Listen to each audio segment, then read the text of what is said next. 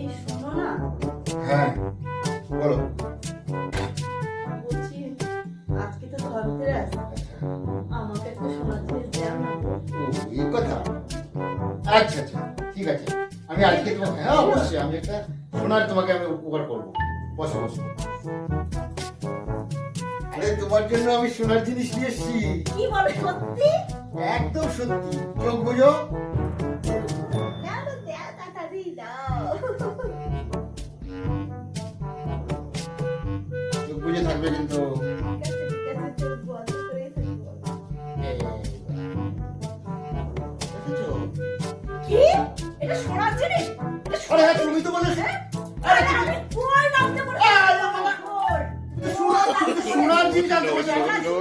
আমি তো সোনার জিনিস এনেছি, সোনার জিনিস বললে তো। আরে